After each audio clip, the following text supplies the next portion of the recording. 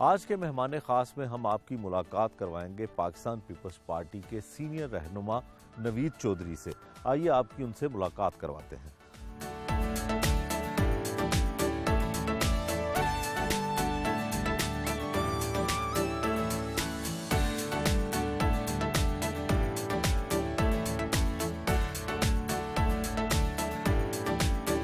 अस्सलाम वालेकुम चौधरी साहब। यार क्या चाल है? ठीक खैरियत से हैं आप? ठीक ठाक साहब आप सुनाएं। बस दुआएं।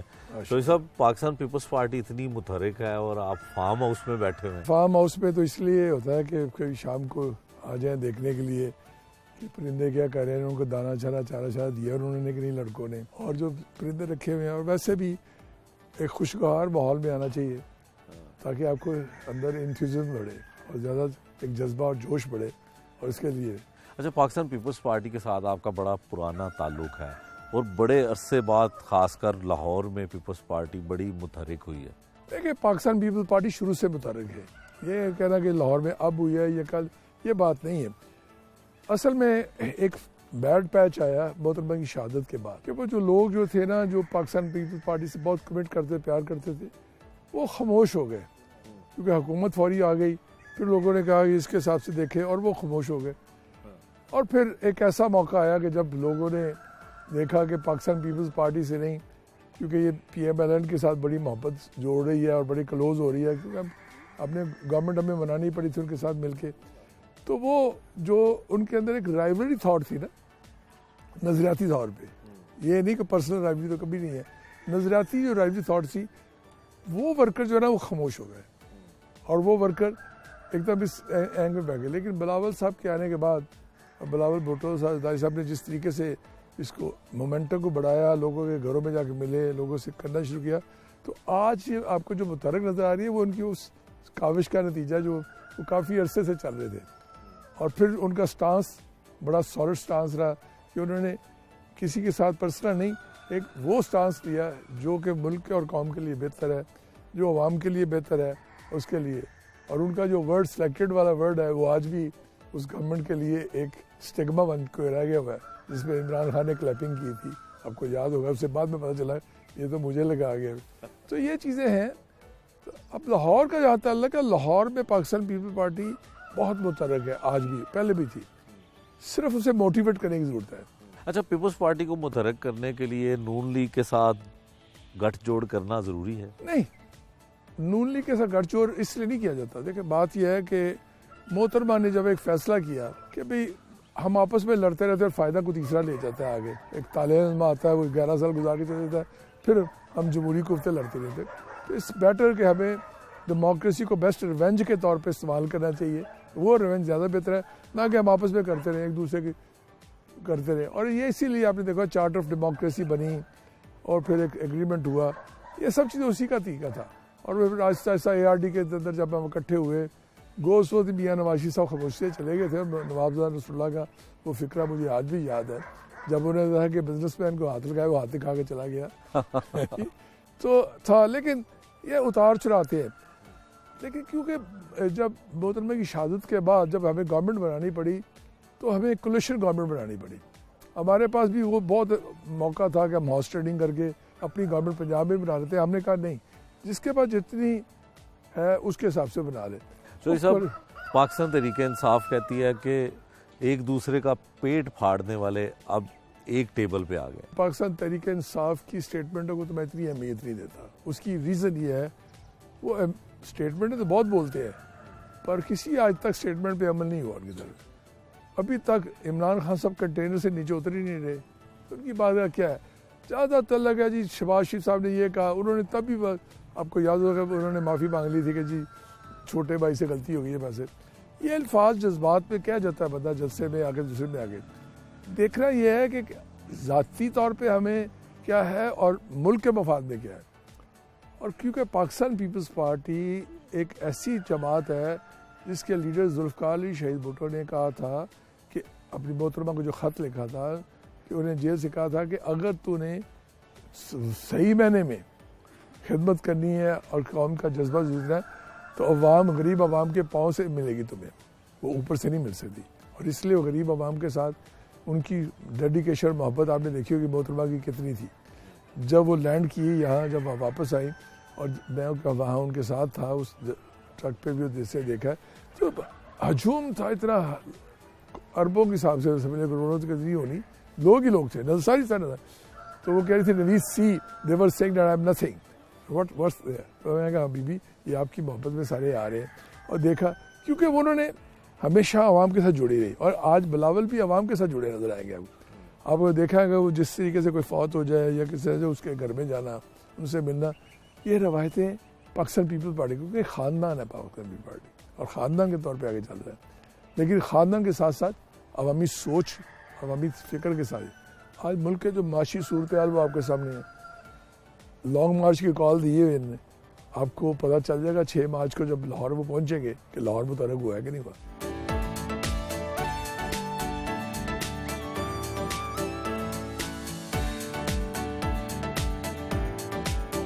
नवीद चौधरी साहब, प्राइम मिनिस्टर पाकिस्तान इमरान खान बिलावल साहब की नकलें बड़ी उतार, जहाँ तक ताल्लुक़ है बिलावल साहब की नकल उतारना या उनको, तो वो असल में अपनी तरफ से कोशिश करता है कि वो जुल्फ़िकार अली भुट्टो बने इमरान खान।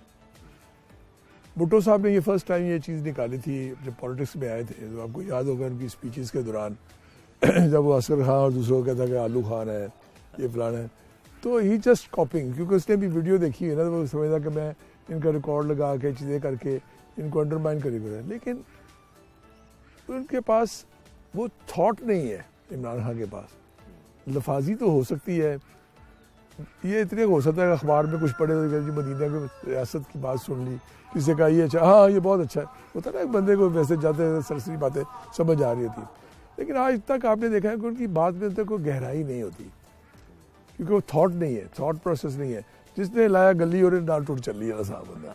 इसलिए हम उनकी सियासी सूरत हाल देख लें, उनके वो शेर रशीद के बारे में क्या कहते होते थे, आज शेर रशीद को क्या कह रहे हैं, he is the first opening batsman है उनका, तो उसी शेर से मैं इसके साथ बैठना पसंद नहीं करता।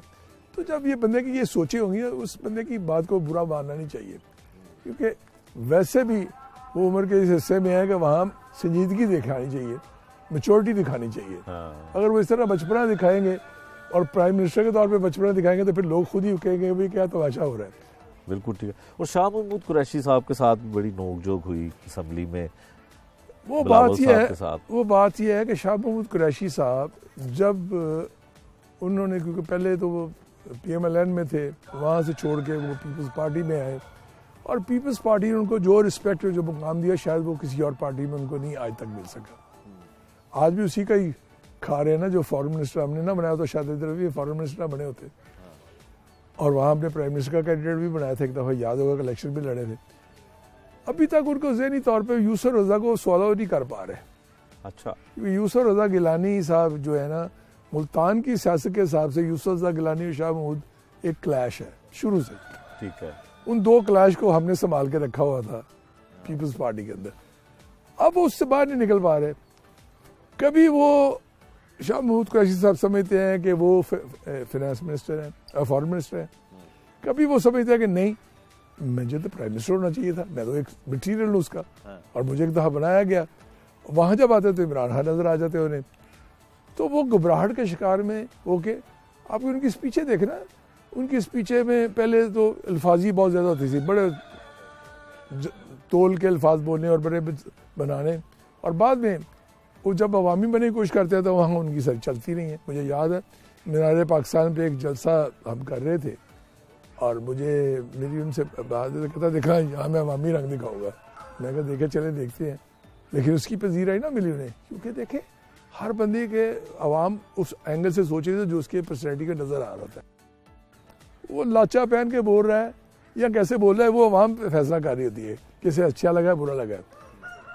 अब आप जब शाह महमूद कुरैशी साहब बढ़ बढ़ के बातें कर रहे होते हैं, वैसे आके मैं बच्चू आ रहा हूँ, या अभी उन्होंने कहा मैं लाड़का ने आ रहा हूँ, बेटा तैयार हो जाओ, भाई कहाँ तुम कहाँ वो एक पॉलिटिकल थॉट है, तुम एक पीरी फकीरी के चक्कर में वहाँ जाते हो। सिंध के अंदर तो मशहूर है जी, जब 2-3 पीर फिर जाए तो सिंध खाली हो जाता है, ये तो आपने भी सुना है ना।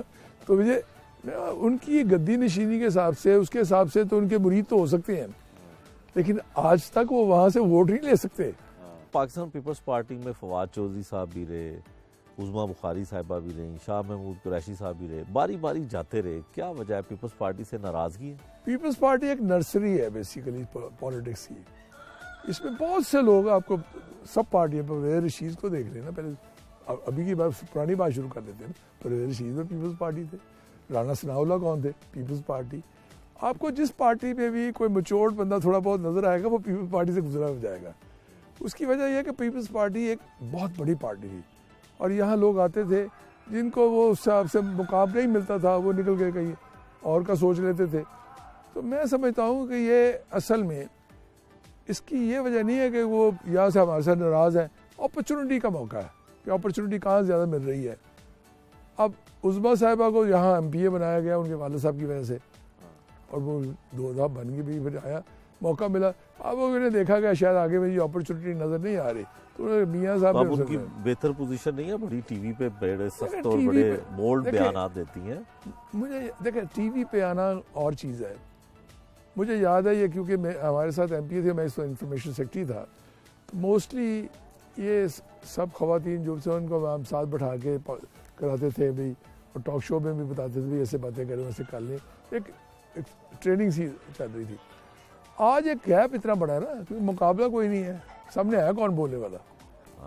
कौन बोल रहा है सामने? किसी और पार्टी का कोई बोलने वाला है? फवाद चौधरी साहब क्या करते हैं? वो भी आर्गू करते हैं या नहीं? देखिए, फवाद चौधरी जब आए पाकिस्तान पीपल्स पार्टी में, क्योंकि चौधरी अल्ताफ़ साहब की वजह से थे ना वो पीपल्स पार्टी में, और चौधरी अल्ताफ़ बहुत एक मुंजे हुए सियासतदान थे। गवर्नर जब हम बने, मेरी उनसे बहुत अच्छी दोस्ती थी, भाइयों की तरह की दोस्ती थी बकायदा, और उनके बेटे फ़ारूक आज भी मुझे अपने अंकल ही कहते हैं उस हिसाब से। तो फवाद चौधरी साहब ने भी जब आए, उन्होंने देखा जब वो एंकर बने ना टीवी के, उसके बाद उनके अंदर चेंजेस आई है। पहले ये ऐसी नहीं बातें थी, एंकर बनने के बाद वो चेंजेस आई तो उसका उन्होंने बेनिफिट उठाया कि भाई किसी को शगुफे छोड़ो तो इसका बेनिफिट मिलता है। और ज़बान की जो लुकमिनस है ना, जो अभी आई है कि उसमें थोड़ी सी बदतमीजी आनी शुरू हो गई हर ज़बान में, वो ज़बान में बदतमीजी आनी है कि लोग समझते हैं कि शायद बदतमीजी से ज़्यादा वो पॉपुलरिटी मिलती है। नहीं, आज ग्राफ गिर चुका हुआ है उनका सबका, अब उठा के देख लें, वो ग्राफ नहीं मिलेगा आपको। और राना सनाउल्लाह साहब भी पाकिस्तान पीपल्स पार्टी में रहे, हाँ। उनके भी आज स्टेटमेंट बड़े ज़बरदस्त होते हैं। मैं वही कह रहा हूँ ना, इस मैंने तो जैसे परवेज़ रशीद का जो आजकल मरियम के उस्ताद भी है ना, वो तो हाँ, बाकी तो छोड़ देना, बाकी तो लड़ी इसी तरह आ गई। तो ये सब पीपल्स पार्टी के वो थे, डाई हार्ड थे। वो जो पीरज़ादा साहब थे, पीरज़ादा साहब बाद में नवाज शरीफ के वो सियासी उस्ताद बन गए। वो शेर शीज़ जो हमारे जो से सोशलिज्म वाले बाबा सोशलिज्म, उनके पोस्टर लगाते थे, शमा के पास रहते थे, इचरे में हो रहते थे। और पीरज़ादा साहब बहुत नाइस वर्कर थे, लेकिन जब वो नवाज शरीफ के उस्ताद बने, और ये डायलिसिस और ये चीज़ें आइडिया उनका है, नवाज शरीफ का नहीं है। ये डायलिसिस सेंटर बनाना, ये कार्डियक सेंटर, सब उसने बनाया था पीरज़ादे ने, क्योंकि वो वही सोच रहा था। उसने मुझे कहता था, वो कहते थे जनाब देखें मैं अपना पीरज़ादा साहब से, मैंने कहा पीरज़ादा की चाक मार दे। वो कहता देखो जो काम भुट्टो साहब ने मुझे वहाँ से कहा था, मैं यहाँ क्या से करवा रहा हूँ। तो मैं हंसता था, मैं कहा हाँ बात तो तुम ठीक कह रहे हो। और उन्होंने बकायदा बहुत से रफ़ाई काम किए दोस्तों किए। तो ये चीज़ें एक हिस्सा है प्रोसेस का। आज कोई इधर है कोई इधर है, चलता रहता है। लोटा नहीं होना चाहिए इंसान को, पहली बात। मैं लोटेज़म के सख्त खिलाफ हूँ। अपॉर्चुनिटी के लिए अगर कोई जा रहा है तो गलत जा रहा है, वो नजरियाती सोच ही नहीं है। ऐसे कौन से लोटे हैं जो आपको बहुत याद से हो, बहुत से, कौन सा नहीं है जिनसे आपको तवक्को ना हो कि लोटे हर एक बनेंगे? ने लोटाइज्म में किया ना, जो अपने आप को वफाद। देखो मुझे कई दफ़ा ऑफर हुई है शुरू से भुट्टो साहब से लेके आज तक मैं पार्टी में खड़ा हूँ। मैंने ये नहीं सोचा कि मुझे ये मिल जाएगा। जब मुझे 2002 के इलेक्शन में जब मैं हुआ यहाँ डिफेंस में इलेक्शन लड़ा, और रात को मेरा रिजल्ट आया था, मैं जीत रहा था, और मेरा तकरीबन अनाउंसमेंट भी होने वाली थी। फिर वो जो नंबर 3 पे था हमायूं अख्तर, उसको नंबर 10 पे ले आए, और उसको किस मार्जिन से 625 वोटों से मुझे नेशनल असेंबली का इलेक्शन हराया गया। तो मुझे बड़ी ऑफर उस पर फ़ोन में आए थे, कॉल आए भी तुम ये कर लो तो हम तुम्हें कर देते हैं। मैं कहा नहीं। तो ये सब लोटा आप उसी को कहते हैं जो पार्टी छोड़ के दूसरी तरफ जाए? अगर दो जमातें आपस में मिलके नहीं लोटा तो उनको लोटा नहीं लोटा वो नहीं, लोटा देखना था वो जो किसी मफाद के लिए जा रहा हो, अपने नजरिए की सोच को बदल के किसी मफाद के लिए जा रहा हो। दो पार्टी आपस में मिल रही है, सोच तो एक अपनी अपनी लेके आके बैठती है, वो एक इस बेटर बड़े कॉज के लिए जा रही होती है। लोटा वो होता है जो कि अपनी सोच अपने नजरिए को बेच दे किसी उस मफाद के लिए। और जब मफाद के लिए जाता है, मफाद ही होता है ना जी, मुझे यहाँ से MPH मिल जाएगी, जो MNA मिल जाएगी, मिनिस्ट्री मिल जाएगी, वो जो चला जाता है। कौन से नहीं गए? अब देख ना, कुछ बंदे इसलिए चले गए थे, जैसे जैसे PTI में कुछ ये ग्रुप जो आपको जंगी तरीन की शक्ल में ग्रुप नजर आ रहा है, वो कौन लोग हैं? जाता हुआ पीपल पार्टी वाले आपको देखेंगे, बिल्कुल है जी। वो उसलिए चले गए, उन्होंने कहा जी पता नहीं, अब उतनी मुतरक नहीं रही पंजाब में, अंदर वो चीज़ें नहीं है, तो हमें जाके अपने आप को सेव करना है वहाँ, वो कॉन्स्टिट्यूंसी को सेव करने के लिए। और वो कॉन्स्टिट्यूंसी को सेव करने जाता है, वो और बात है, वो इलेक्टेबल है, नोटेबल है, वो हमेशा एक सियासत के अंदर एक नया रुख लेके आते हैं। वो इलेक्टेबल और नोटेबल ही हैं जो रुख चेंज करवाते रहते हैं।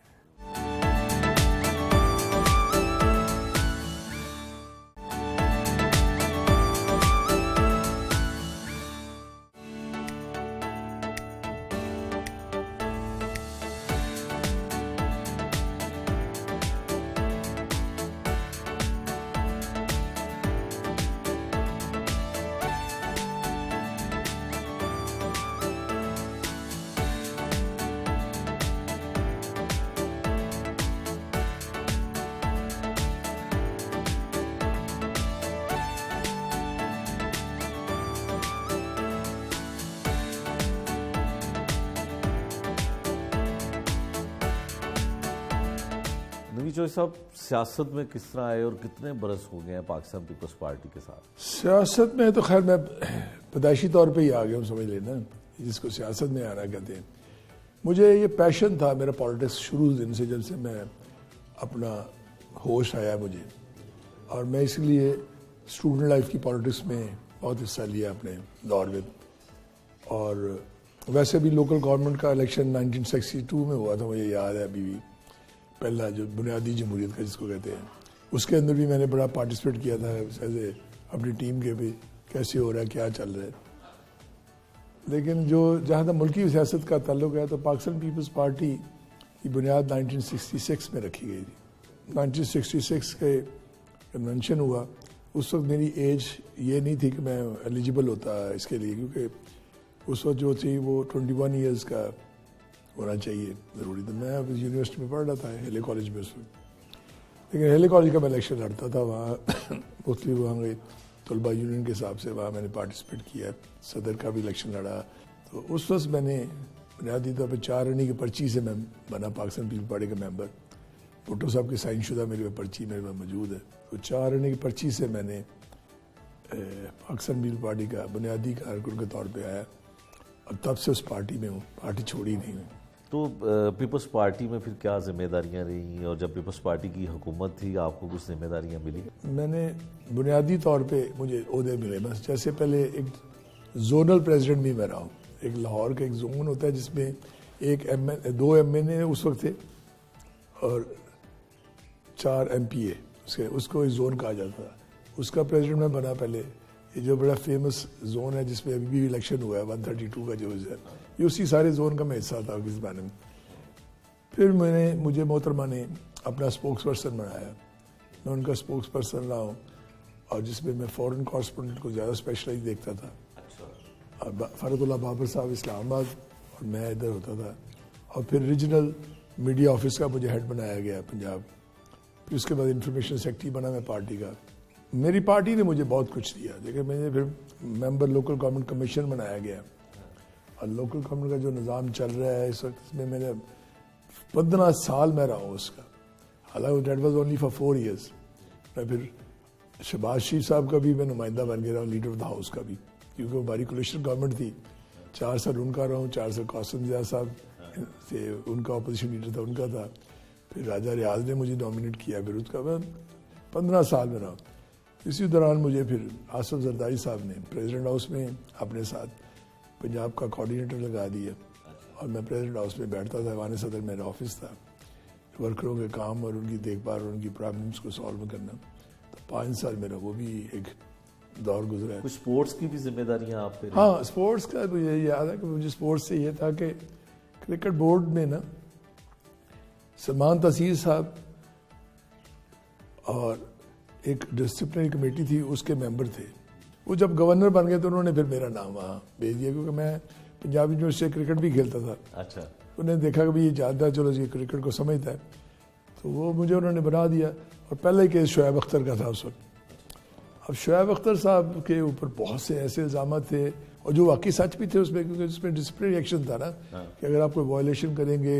तो शुएब अख्तर साहब पे क्या इल्ज़ाम था उस वक्त? जो शुएब अख्तर साहब पे उस समय इल्ज़ाम ये था कि उन्होंने अब्यूसिव लैंग्वेज इस्तेमाल की हुई थी हंसी जगह पे, और फिर उन्होंने कुछ चीज़ें नहीं बोर्ड की मानी थी, कोई आज करेगा आपका डिसिप्लिन के हिसाब से डिसिप्लिन। शुएब अख्तर काफ़ी ब्लंट और बोल्ड स्टेटमेंट देखें वो आप जो, लेकिन स्पोर्ट्स के अंदर ये चीज़ें ज़रूरी थी कि भाई आपको, और आईसीसी का रूल्स थे कि भाई आपको ये चीज़ों पे फॉलो करना है, क्योंकि आप एक हीरो तो हो लेकिन साथ साथ आपको एक अच्छा इंसान बन के भी स्पोर्ट्समैन स्पिरिट दिखानी है।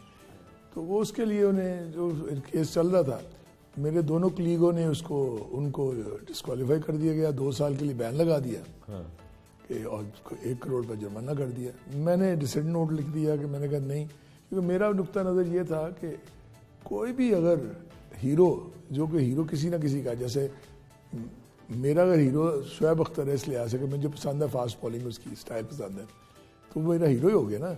आप उस पर बैन लगा के तो मुझे सजा दे रहे हो, उसको तो नहीं दे रहे। तो मैंने कहा जी ये बैन की सजा नहीं होनी चाहिए, हाँ जुर्माना आप डबल कर दें और 3 गुना कर दें ताकि वो उसको सजा हो ना, उसकी फीस कटे। अच्छा, तो फिर मैंने उस पर डबल जुर्माना कर दिया। कितना जुर्माना किया? 2 करोड़ का जुर्माना मैंने किया था शुएब अख्तर को। हाँ, और ये उनके ऊपर रिलीव कर दिया कि भाई नहीं ये जो है ना, क्योंकि जुर्म तो नजर आ रहा था ना जो हरकत की हुई थी, वो तो नहीं काबिल माफ़ी नहीं था। तो आपके इस फैसले के बाद शुएब अख्तर से मुलाकात कभी हुई? हाँ, कभी मुझे जिक्र होता है? हमेशा ही ऑलवेज रिस्पेक्ट मी, और उसने बड़े अच्छा तरीके से मुझे मिला। बल्कि एक दफ़ा तो हमें मुझे याद है कि हम एक फ़्लाइट हमारी जा रही थी लाड़काने, तो रात को वो डाइवर्ट कर दी गई इस्लाम पिंडी की तरफ, बरसी पे हम जा रहे थे, तो वहाँ वो भी इंडिया जा रहा था। तो मुझे मिला तो उन्होंने सब कहा नवीद भाई आपका फैसला वाकई कैसा था जिससे मैं आज क्रिकेट खेल रहा हूँ, क्योंकि उसकी वजह से हाई कोर्ट ने फिर उन्हें इजाज़त दे दी थी बाद में। अच्छा नवीद साहब, जो अब पाकिस्तान पीपल्स पार्टी है, आपने बताया कि जुल्फ़िकार अली भुट्टो से लेके बेनज़ीर तक का आपने बड़े एक्टिव रहे हैं।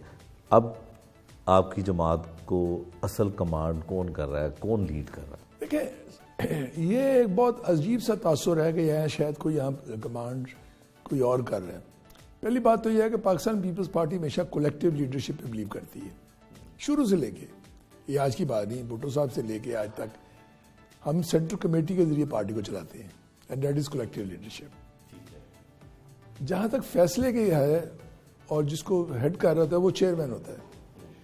आज चेयरमैन बिलावल भुट्टो हैं, इसलिए बिलावल भुट्टो उसको हेड कर रहे हैं और उसको चला रहे हैं, और उन्हीं की सुनी जाती है, लास्ट डिसीजन उन्हीं का होता है। ये कहना कि जरदारी साहब डंडी मार देते हैं, नहीं। एंड ही जरदारी साहब को मैंने देखा कि उनका तासुर उनके खिलाफ बहुत ज़्यादा नेगेटिव है, बस इज अ डिफरेंट पर्सन। वो इसलिए नेगेटिव होता है इसलिए कि क्योंकि एक पहले दिन से एक विच हंटिंग की गई थी जब उनकी शादी हुई थी, तो उन्होंने कहा कि कमज़ोर बंदा कौन है जिसको टारगेट किया जाए, इसलिए उनके पास 10% फिर 100% जो परसेंटेज लगाए गए।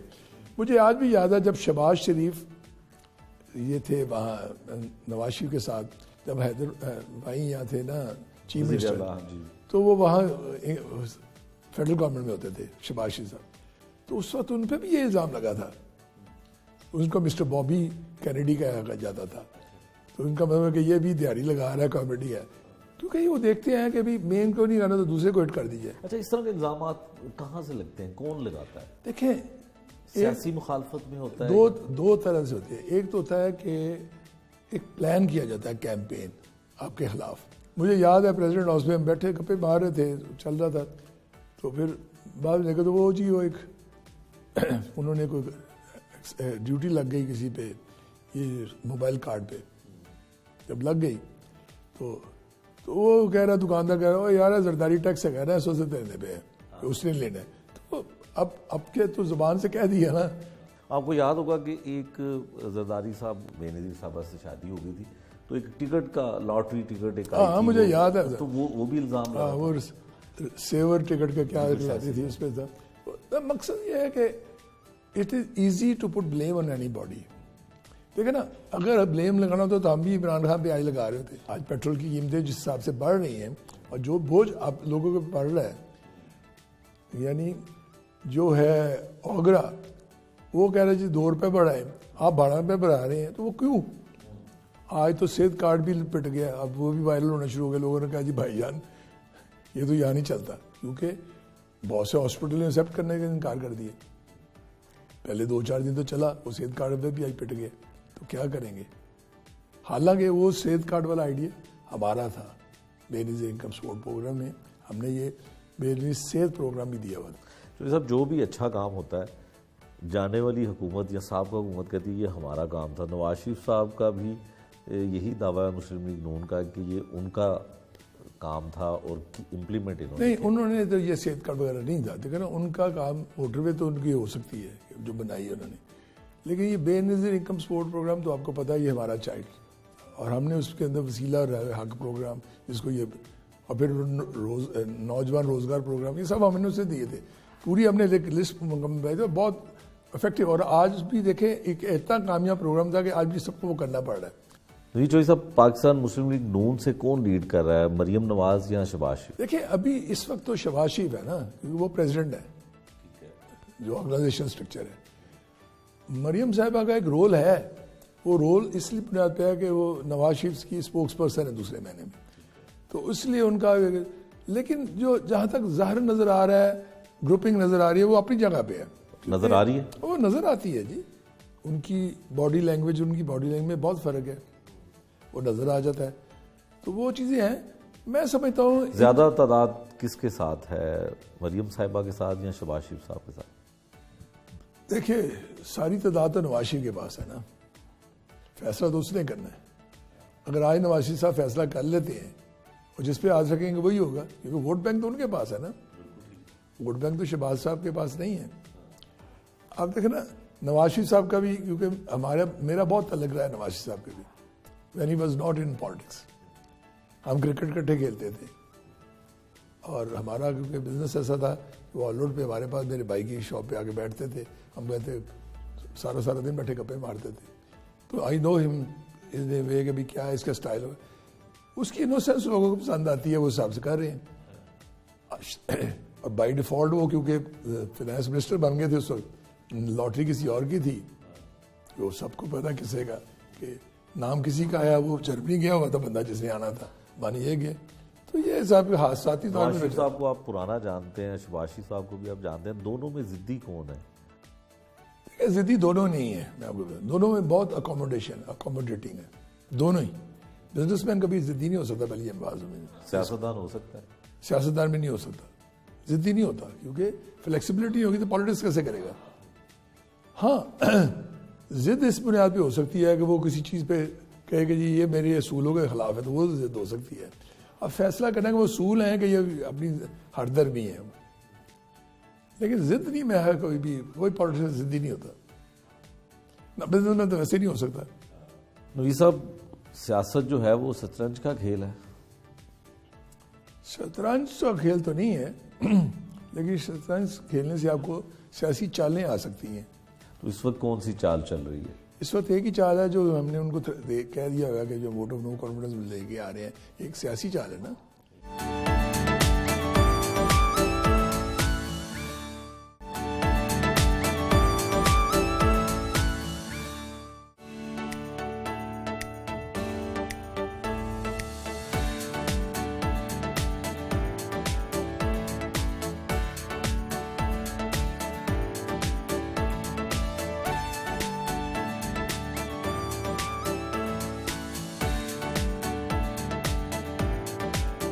नवीद चौधरी साहब, सरदार उस्मान बुज़दार की परफॉर्मेंस कैसी? उस्मान बुज़दार साहब की परफॉर्मेंस इतनी अच्छी है कि इमरान खान साहब जो है ना, वो कहते हैं जैसा अगर कहो मुझे चीफ मिनिस्टर मिलता तो बहुत कामयाब था। पता नहीं उनको हाल ही नजर आ रहा है, आवाम को तो वही नजर नहीं आ रही, क्योंकि एक बात है कि वो लिप सर्विस नहीं है उनकी, कोई ज़बान नहीं बोल रहे शायद इस वजह से। हाँ, एक उनकी परफॉर्मेंस बहुत अच्छी है कि वो इतना अरसा निकाल गए हैं और इमरान खान को अवॉइड भी नहीं किया उन्होंने। अच्छा, कुछ ज़ाती हमले भी होते हैं, वो सियासत में क्या जायज़ होते हैं? जैसे पिछले दिनों उनकी अज़वाजी ज़िंदगी के इख्तलाफात जो हैं वो बड़े सामने आए। देखें, जब आप सियासत में आ गए फिर आप पब्लिक फिगर हो गई, फिर आप ये नहीं कह सकते कि मेरे पे ज़ाती हमला है, फिर ज़ाती नहीं होता, फिर अवामी हमला है। फिर अगर वो अवाम को तो तजस्सुस होता है ना कि क्या हो रहा है जा रहा है, ज़ाती हमला तो वो था जब वो उनका पुराने किस्से उठाए गए थे, वो ज़ाती हमले थे। ये ज़ाती हमले तो नहीं है। मुझे याद है जब ये नई नई पार्टी बनी थी तहरीक इंसाफ, तो मेरे एक दोस्त थे, वो टैरो कार्ड्स निकालते थे, वो क्लास फेलो थे, तो वो मुझे बता रहे जी रोज़ाना इमरान खान मेरे पास आता है। यानी मैंने देखा कोई ऐसा एस्ट्रोलॉजिस्ट टैरो कार्ड वाला या दूसरे का ना हो जिसके पास इमरान ना, क्योंकि हर बंदा उससे कहता था कि आप प्राइम मिनिस्टर नहीं बन सकते।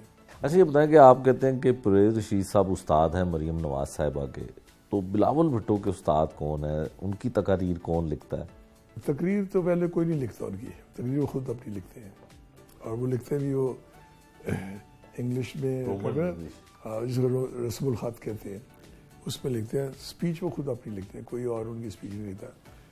और बिलावल साहब के बारे में जो लोगों का ख्याल है कि वो जी एक बच्चा है जिसे क्या, वो बहुत मैच्योर्ड है, इसलिए आज से कि पैदाइशी तौर पे उसके घर में पॉलिटिक्स शुरू हुई। हम जब दुबई जाते थे, हमें पता जब हम टिकटॉक शुरू मारते तो वो बेटा पढ़ रहा था पास बीबी के सामने, तो सारी बातें सुन रहे होंगे ना उस वक्त, देख रहे हैं, सीख रहे हैं। वो ज़रूरत नहीं है, वो तो अपने अंदर भी बड़ी एक है। क्योंकि मुझे याद है जब प्रेसिडेंट हाउस में मैं था तो उस वक्त तो क्योंकि ये अभी स्टूडेंट थे, लेकिन इतनी रिसर्च की होती थी उन्होंने पार्टी के ऊपर, पार्टी के भुट्टो साहब की स्पीचेस पे बहुत चीज़ें आपने देखा होगा, वो उनके अंदर वो एक्शन भी नज़र आते हैं। तो बहुत रिसर्च थी, और इंटरनेशनल अफेयर्स पे बहुत ज़्यादा इनकी रिसर्च है। अच्छा ये तमाम चीज़ें हैं जो पढ़ी हुई हैं या रिसर्च की हुई है, एक मुशाहिदा होता है, अमली तौर पे आपने ज़िंदगी ऐसी गुजारी हो कि आपको हर तबके के लोगों के मसाइल और वसाइल का इल्म हो, उनको गुर्बत के बारे में कितना इल्म होगा? ये कहना कि कोई बंदा सोने का चम्मच लेके पैदा हो तो उससे क्या पता हो गुर्बत क्या होती है, कहते हैं ना। लेकिन आप अपने इर्द गिर्द के माहौल को तो नहीं छोड़ सकते ना, माहौल तो आपको नज़र आ रहा है। मैं समझता हूँ आज का नौजवान को ज़्यादा पता है हमसे कि वो क्या क्या चीज़ें देखती हैं, क्योंकि वो जब इंटरनेट में जो रसाई आई है और जो इस चीज़ों में आपको पता चला, उससे उनको ज़्यादा इल्म होता है। अच्छा सिंध हुकूमत को बनाने में बिलावल भुट्टो का क्या किरदार होता है या कितना अमल दखल है? टिकटें उन्होंने बांटी है तो अमल तो उनका ही हुआ ना, और किसका हुआ? अभी तो बात टिकट देनी है, फिर ऑर्गेनाइजेशन उन्होंने खुद चलाई उन्होंने, फिर जितने मिनिस्टर्स होते हैं उनकी कारकर्दगी को वही जायज़ा लेते हैं। तो ये उन्हीं का यह रोल किसका है? कायम अली शाह और मुराद अली शाह जो हैं वो इन्हीं की चॉइस थी बिलावल? नेचुरली देखे ना, मैंने पहले कहा कलेक्टिव लीडरशिप पे हम बिलीव करते हैं। कलेक्टिव तौर पे देखा जाता है, ये वो डिक्टेटरशिप नहीं है। ये पाकिस्तान पीपल्स पार्टी के अंदर ना डिक्टेटरशिप है, ना इस टाइप की है कि जी एक बंदे ने फैसला कर लिया वही होगा, नहीं। बिलावल साहब को देख लें, कोई कहता जी हादसाती तौर पे बन गए, कोई हादसाती नहीं। एक वाकया हुआ, क्योंकि मैं तो उस चीज़ का गवाह हूँ ना, मैंने वहाँ बैठा था जिस दिन हुआ मोहतरमा की शहादत। मोहतरमा की शहादत के बाद एक वैक्यूम क्रिएट हुआ। असूलन तो उस वक्त हम कहते हैं नहीं जी जरदारी साहब को बना दी जाए, क्यों चेयरमैन बनाया गया बिलावल साहब को? सोचने की बात है ना। हम बैठे थे वहाँ जब से बैठे, तो मैंने बिलावल साहब से सवाल किया, हमने पूछा कि आप are you willing in to do the politics? मैंने कहा अगर पार्टी से भी नहीं तो मैं ज़रूर करूँगा। ये बात फिक्र मुझे हमें याद है, अभी भी याद है। फिर पार्टी ने फैसला किया, पार्टी के सेंट्रल कमेटी ने फैसला किया कि आसफ जरदारी साहब नहीं, इनको चेयरमैन होना चाहिए। हालांकि मानता हूँ आसफ जरदारी चेयरमैन, और वो उन्होंने आसफ जरदारी साहब ने सेक्रीफाइस किया उस हिसाब से, सेक्रीफाइस करके फिर उन्होंने कहा जी मैं जब तक ये पढ़ रहे हैं मैं को चेयरपर्सन हूँ। तो ये को चेयरपर्सन का कॉन्सेप्ट भी पाकिस्तान पीपल पार्टी पुराना है, आज का नहीं है। आपको याद होगा बेगम नुसरत भुट्टो साहिबा को चेयरपर्सन बनाया गया था, बेनजीर साहिबा को चेयरपर्सन थे उनकी, कि एक्टिव पॉलिटिक्स वो कर सकें, वो हेड करेंगी। जब तक ये ऑक्सफोर्ड में पढ़ रहे थे उसके दौरान वो एज एन उसमें करे।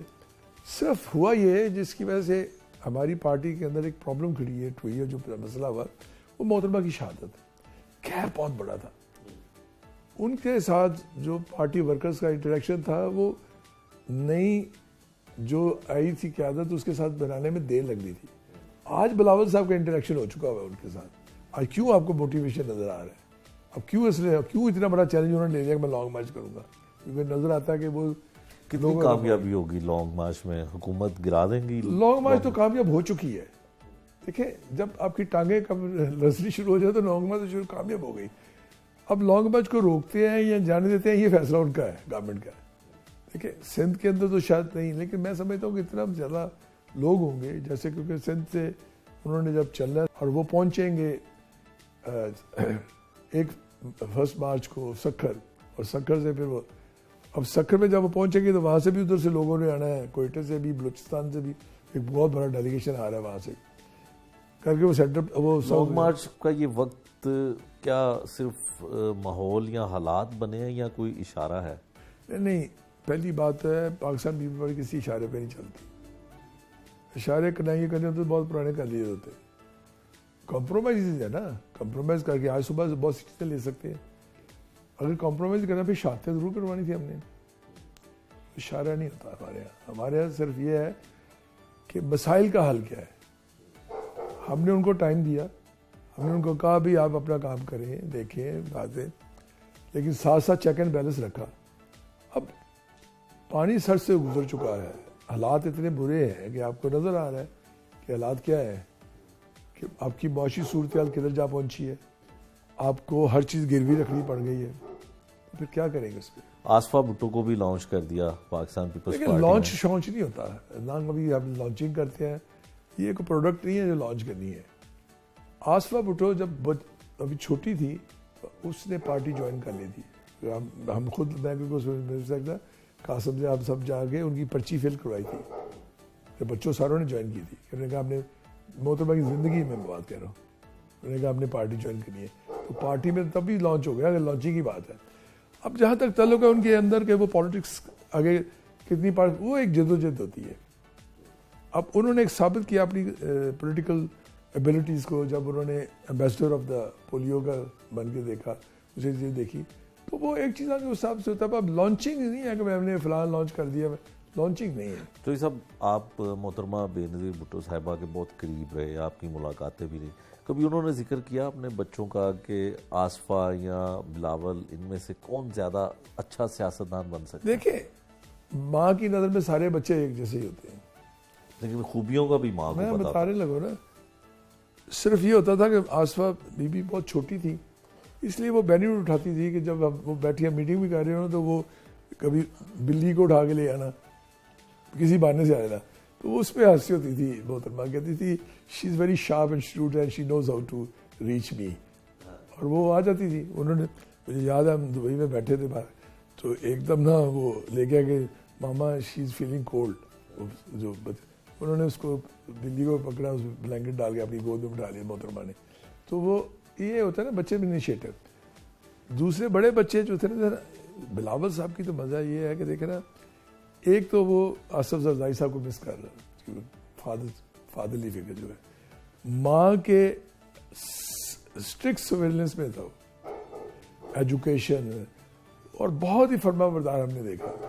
बख्तावर थोड़ा सा तेज थी उस लिहाज से कि वो थोड़ा सा बागीपन दिखा देती थी बचपने में, वो फुटबॉल भी खेली थी कुछ बच्चों के सामने, उससे वो बिलावल नहीं, बिलावल काम कर रहे हैं, देख रहे हैं, उसके तो पेशेंस बहुत था, और उसी पेशेंस का आज उसे फ़ायदा नज़र आ रहा है। तो मोहतरमा किन सियासतदानों को ज़्यादा पसंद करती थी, खासकर मुस्लिम लीग नून के साथ भी उनका? देखिए, बात यह है कि जहाँ तक पसंद और नापसंद का ताल्लुक है, मोहतरमा हर उस पॉलिटिशियन को पसंद नहीं जो पैट्रियाटिक हो, मुहब्बे वतन होना चाहिए, और जो एक नज़रियाती सोच रखता हो। उनको नहीं पसंद करती थी जो कॉम्प्रोमाइज़ करें और जो इस तरह से करें, वो उनको नहीं पसंद करती।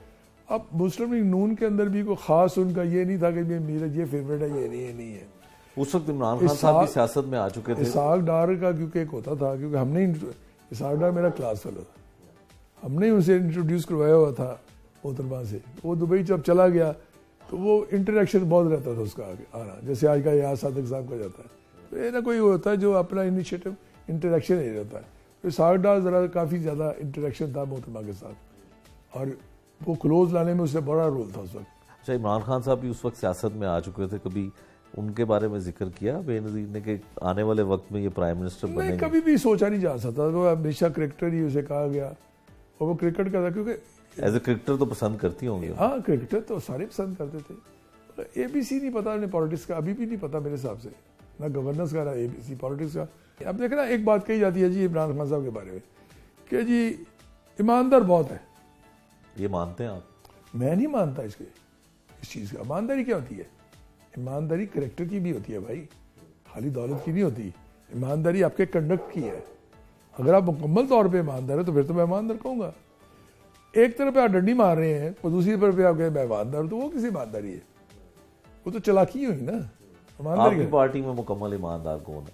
सब जो अपने काज पे पक्के हैं और सही काम कर रहे हैं, जिसको ऑनेस्टी की बात करेंगे, जो जिसका अपना करेक्टर देखें ना, जो कमिटेड है, जिन्होंने एक नजरिया सोच।